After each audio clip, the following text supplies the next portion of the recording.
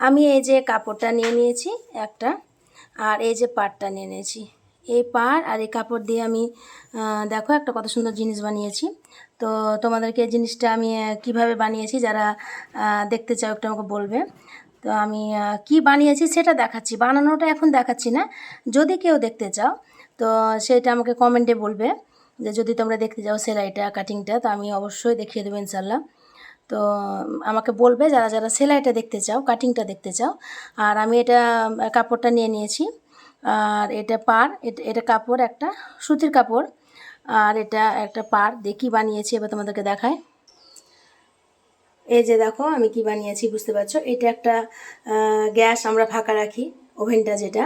তো এই ওভেনটা আমাদের কি হয়, ফাঁকাই থেকে যায়, তো ধুলো পড়ে বালি পড়ে, যার জন্য আমি এটা একটা গ্যাস ওভেন ঢাকা বানিয়ে নিয়েছি। যখন রান্না বান্না হয়ে যাবে সুন্দরভাবে সবাই ঢেকে রেখে দেওয়া যাবে। তো এটা আমি একটা ওভেন ঢাকা বানিয়ে নিয়েছি।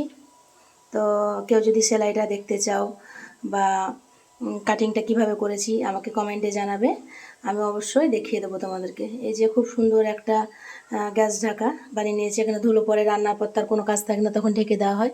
এবার যে যত বড় করে বানাবে, হ্যাঁ আমি এই যে একটু সুন্দর, খুব সুন্দরভাবে বানিয়ে নিয়েছি।